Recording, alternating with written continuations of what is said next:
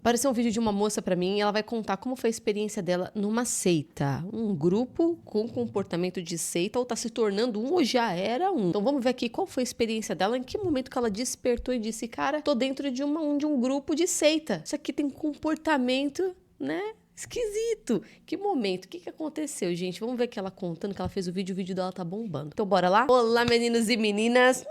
Hoje estamos aqui, galera. Inclusive, eu vou falar uma coisa sobre mim que vocês não sabem, mas eu adoro ver assunto de seita. Gente, tem no Amazon falando sobre seitas diabólicas, tem um documentário Seitas Diabólicas e não sei o quê. Como é quando a pessoa começou a perceber que ela estava numa seita, como uma seita foi formada, quais características, o que acontece para você entrar nisso e não conseguir mais sair.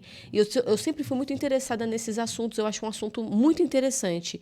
E eu nunca falei disso pra vocês. Então hoje é a primeira vez que a gente tá trazendo esse assunto aqui. Então não esqueçam de se inscrever, apertar o sininho, dar uma força aqui no canal, que estamos aqui todos os dias de segunda a sexta-feira, galera. Que amanhã tem vídeo de cabelo, gente. Resenha. Já avisando a galera que é de cabelo, amanhã resenha do potão escala cereja. Eu comprei o de açaí e de cereja. Então amanhã, compromisso, amanhã terça-feira. Quero ver vocês aqui no canal, que vai ter resenha. Galera que gosta de vídeo de cabelo, resenha. Então vamos lá, que amanhã a partir das 7, galera. Sem enrolação, vamos pro vídeo. Daqui, gente, essa daqui é Ninia de Moja, que é Neia de Iemoja. Quem quiser seguir, esse aqui é o arroba dela. Bora ver aqui como foi toda a experiência dela dentro de uma seita, de um local que ela identificou como seita. Oi, amigos. Hoje eu vim aqui trazer o vídeo tão esperado da seita. Gostaria de dizer que esse vídeo vai ter um clima mais sério, porque não é um assunto haha, ex. É um assunto pesado, tá? Eu também não vou falar nome, não vou falar nem o nome de quem vocês sabem, eu vou falar porque é um assunto muito sério. Pode dar ruim pra mim. Então eu vou deixar pistas ali no ar, quem entendeu, entendeu. Quem está assim, começando a se envolver e me pediu pra gravar esse vídeo. Inclusive eu tô gravando esse vídeo porque algumas pessoas falaram, eu acho que eu tô entrando, eu gostaria que você fizesse um vídeo, até por aviso pra outras pessoas que podem estar na mesma situação. Então eu tô fazendo por essas pessoas porque eu não desejo pra ninguém o que eu ou os meus amigos passaram dentro desse hospício. Primeiro eu quero falar sobre como você acaba caindo, porque você fala assim, mas entrar numa seita, como assim? A questão é que todas as seitas você entra sem saber que você tá entrando numa seita. Sim. Ou se você sabe, é um caso muito específico que é os líderes, né? Mas a maioria das pessoas entra sem saber. Porque você começa como um movimento estudantil, tipo, olha que legal, não sei o que, vamos vender jornal, a gente vai militar e tal, e aí você entra pelo movimento estudantil. Mas o movimento estudantil é um funil. A partir do momento que eles veem que você está sendo um pouco mais ativo, eles te recrutam para a juventude. Isso não só na seita que eu tive, mas isso é uma seita meio coletiva no país. Então não só dos que eu participei, mas eu sei que em alguns outros é o mesmo processo. E aí você entra para a juventude. A partir da juventude é só ladeira abaixo. Porque o movimento estudantil, ele é meio pesado, porque eles te convencem que pra você se dedicar ao movimento estudantil, você tem que trancar a faculdade, que você tem que deixar de estudar, você tem que se dedicar, não sei o quê. E é meio pesado porque normalmente você acaba largando o seu curso, você fica sem saúde mental e tudo. Mas, honestamente, o movimento estudantil é o mais leve de todos. Para entrar na juventude tem alguns processos. Primeiro, você e o seu líder da sua regional, você vai para um lugar silencioso com ele e ele lê um negócio que é tipo regras do lugar, tipo um testamento. E aí você tem que fazer um juramento de como você vai entrar. Tipo, jurar que você não vai fazer tal coisa, tal coisa, tal coisa. E ali já fica meio estranho. Eu sabia que tinha algo errado porque eu já tinha estudos sobre. Eu não era uma pessoa que, tô entrando aqui e não sei nada sobre esquerda radical. Sim, eu já tinha estudo. Eu sabia que tinha algo errado. Eu permaneci porque eu sabia que a partir do momento que eu saísse, a minha ex, ela ia me largar porque ela já estava sofrendo uma lavagem cerebral, porque ela não tinha estudo nenhum e ela, honestamente, ela era uma pessoa meio burra. Não burra por falta de intelecto, mas, tipo, manipulável. sabe? Por pessoas de poder. Não por mim, mas por pessoas com poder. E aí eu lembro de eu fazer esse juramento e ficar meio... Beleza. Aí eles te colocam num grupo, não é nem o Telegram, mas é um aplicativo de conversa que não dá pra rastrear e etc. Que, tipo, é irrastreável e afins. Porque vocês precisam ter conversas muito secretas, porque vai que algum policial vem perseguir você e não sei o quê. Não vai, ninguém liga. A gente não é forte assim. Na verdade, eles são um bando de pouca merda que se acham muita merda. Se antes as tarefas do movimento estudantil já eram pesadas e você tinha que dar muito de si, e ir pra reunião, que era uma vez na semana, e fazer as atividades uma vez na semana, que já era um pouco pesado, principalmente porque normalmente você entra como calouro, mas muitos já estudam o trabalho. A partir daí fica pesado. Começam as reuniões semanais, normalmente elas são durante o final de semana, ou em momentos onde você deveria estar na faculdade, e eles incentivam, por que vocês não tiram as matérias? Porque a faculdade não vai mudar nada na sua vida, e dentro do sistema capitalista é importante, mas a gente tem que viver como se a gente já estivesse dentro de um sistema socialista, o que é completamente nonsense, porque eu ainda preciso me alimentar. Aí aqui começam as cobranças excessivas, as atividades 2 da manhã, reuniões às 3 da tarde de uma terça-feira, ser obrigado a vender jornal e pagar cotização. Memórias de guerra. Coisas assim em horário comercial, sabe? E se você não fosse, você levava esporro na próxima reunião. Porque assim, de acordo com Karl Marx, não é Karl Marx, de acordo com Lenin, quando um militante, um companheiro faz algo errado, você precisa dizer pra ele. Então, no juramento, isso você concorda. Só que só os líderes podem brigar com você. Você não pode olhar pra cara de um líder e falar, você tá errado. Isso aqui que você fez não foi legal. Porque eles são superiores a todo mundo. Aí tem algumas outras regrinhas que você não concorda no juramento, mas depois, se você faz essas coisas, você leva um esporro gigantesco. E não é tipo você tá errado, são agressões verbais de verdade que acontecem nessas reuniões. Você não pode namorar, quer dizer, você entra namorando e eles falam que não tem problema, mas o líder, e um específico, te convence que atrapalha a militância. Você não pode beber, você não pode fumar, você não pode ter muitos amigos de fora, e as coisas só vão piorando, assim, de restrições. É pior do que uma igreja evangélica. Eu sei porque eu sou batizada na igreja evangélica. É pior do que uma igreja evangélica. Dentro da igreja eu tinha mais liberdade do que lá dentro. Isso eu digo porque você tinha que dar todo o seu tempo livre pra eles. Não tenho dinheiro pra pagar a cotização. Vai vender jornal até ter dinheiro pra pagar a cotização. Mas eu não tenho tempo. Vai fazer online, então. Não durma. Faça de madrugada. E aí chega um ponto que você tá tão exausto, tão exaurido, que você começa a fazer automutilação. E chega um ponto em que você tenta... E isso não foi uma coisa que aconteceu só comigo. O momento que eu tive o clique foi quando eu conheci pessoas que elas também saíram, porque teve uma saída em massa no começo do ano. E essas pessoas todas passaram pela exata mesma coisa. E aí foi que eu falei, caralho. Não foi só eu, não era eu a problemática. Não era eu. E foi como se caísse um peso assim em cima de mim. E aí eu entendi certas coisas. E depois dessa saída em massa, eu fiz amizade com bastante gente que saiu também. E é meio confortante ter com quem falar sobre. Então, a gente acaba percebendo o padrão, sabe? Eu tenho cicatrizes bem leves, mas eu tenho amigos que eles têm cicatrizes daqui até aqui, sabe? E na perna. Eu tentei só uma vez, mas tenho amigos que tentaram mais de uma.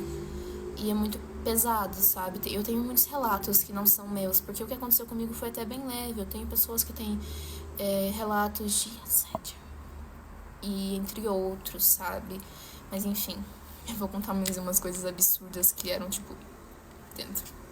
Perdão por pesar o clima. Mas, por exemplo, nas reuniões, você não... Você tinha que desligar todos os seus aparelhos eletrônicos e eles eram colocados numa sala à parte, e você também não podia ter o endereço. Tipo, você não podia ter o endereço, não podia passar o endereço do lugar, você tinha que ser sempre guiado. Ou você já tinha sido guiado e sabia o lugar, tipo, você não podia saber o lugar da reunião. Você também tinha que usar codinomes, porque era uma coisa muito teatral, sabe? De tipo, ai, nossa, vão vir nos pegar, ai, vão... Ai, sabe, você também não podia ter Face ID nem digital nos seus aparelhos, não podia andar com RG e essas coisas, porque a todo tempo tinha chance da gente ser sequestrado, como se a gente fosse grande merda. E era uma posição muito engraçada, porque eu sabia que tinha algo errado, porque eles se colocavam, tipo assim, aqui tá as massas dos trabalhadores, e eles se colocavam como salvadores. Era meio que um mártir, sabe? Tipo, a gente era muito, uau, somos superiores aos trabalhadores. Não, nós somos os trabalhadores e estamos levando a revolução aos trabalhadores. Não, era nós aqui e os trabalhadores aqui. Porque, assim, eram basicamente os líderes todos playboys, sabe? Então, quem realmente precisava era quem ficava exaurido, que tinha que fazer as coisas 2 da manhã e sair pra colar lambe 2 da manhã, essas coisas assim, sabe? Isso que eu nem falei do partido ainda. Eu me contive aqui na juventude, no movimento estudantil. Eu vou gravar em outro vídeo, porque o partido é um buraco mais embaixo. Na verdade, eu acho que a juventude pra mim é o pior, mas tem um partido ainda. E eu vou falar sobre o partido no próximo vídeo. Que rolê moiado. Ai, meu Deus. E ela falou assim que no início tudo é bonito, né? Que assim, a característica de seita. Da onde que pega a característica de seita aqui? Sendo que isso daqui é um grupo político. Olha que interessante. Não tem nenhuma pauta religiosa, né, gente? Normalmente seita usa muito do sobrenatural de religiões. Seja uma coisa mais mística. Mas sempre tem que ter um líder, tá, gente? Não dá pra andar em grupo assim sem líder, tá? Tem que ter um cabeça, tem que ter aquele e os líderes em volta dele, os co-diretores, enfim, tem que ter a galera ali, porque são eles que vão comandar tudo e fazer essas regras. O isolamento, você não poder ter amigos fora. Olha que interessante, né, gente? Quem participa de uma seita tem que se manter, tem que ter e se manter num grau de ignorância. Incentivavam a abandonar os estudos. Nossa, era um movimento estudantil que não podia estudar. Caramba. Que paradoxal. Eu não entendo muito bem do que ela está falando, mas tudo começa a se fazer claro, porque ela usou palavras assim, extrema esquerda. Ela está falando de questões políticas, tanto existe a extrema direita, existe a extrema esquerda. Ela está falando de questões políticas, mas ela está falando ali de um grupo dentro da área de estudos, parece que dentro da faculdade, que você que está dentro dessa militância, concordando com as pautas e a briga política, o que está acontecendo no Brasil, eles começam a pegar você. E conforme você vai entrando nisso, você vê tudo isso muito grande pelo que ela está explicando. Mas as regras são semelhantes à de uma seita. O isolamento, pouco estudo. Você não pode ir muito a fundo. Você não pode ter grandes questionamentos. Porque eles já começam a te olhar torto, cara. A seita, ela tem esse comportamento. Ela falou assim, ó, é pior que igreja evangélica. Ela foi batizada na igreja evangélica, eu sou cristã. E já fui membro e sou membro até hoje. Eu parei por um tempo, mas agora retornei. Gente, a igreja evangélica tem igrejas que podem ter comportamento de seita, assim como um grupo estudantil. Então, todo grupo social pode acabar sendo levado a um comportamento de seita, se tiver um cabeça, um líder. Agora, por que ela disse que é pior? Porque a igreja que um dia ela fez parte, sim, ditava regras, mas não era uma seita. Agora ela tá vendo o que é real, o que o negócio é pesadão, que você não pode usar um celular, você não pode ter amigos fora. Se eles fossem mais organizados ainda, em um negócio muito mais profundo, eles não deixam, talvez seja na parte 2 que ela falou que ia fazer o vídeo sobre o partido, né? Mas assim, uma característica bem forte é o isolamento. Precisa isolar os membros, precisa isolar seus membros e precisa fazer com que eles só tenham contato entre eles. Não pode ter contato com família e amigos de fora, porque essas pessoas vão te questionar e elas vão te fazer pensar o quão extremista é tudo isso. E o que você está enlouquecendo, você está passando por uma lavagem cerebral. Por uma causa do quê? Então, são várias causas. Nossa, seitas, elas têm tantas causas, gente. E assim, mas sempre ela tem uma característica muito forte. Líder, isolamento, pouco estudo. Porque se você estudar, você vai adquirir ali um questionamento. Quem tem conhecimento questiona, né, gente? Inclusive, outra característica, todo mundo deve pensar igual. Não pode discordar de nenhuma pauta. Vamos ver aqui o que a galera falou nos comentários. Amigo, o movimento estudantil é constituído por várias Juventudes, infelizmente você entrou na pior delas. Esse pessoal aí vive uma realidade paralela e nem no próprio movimento se encaixam. Entendi. E lembrando que eu tô um pouco por fora, mas eu não conheço, por exemplo, esse movimento estudantil aqui e as fases dele. Quem tiver conhecimento, coloca aqui nos comentários, por favor.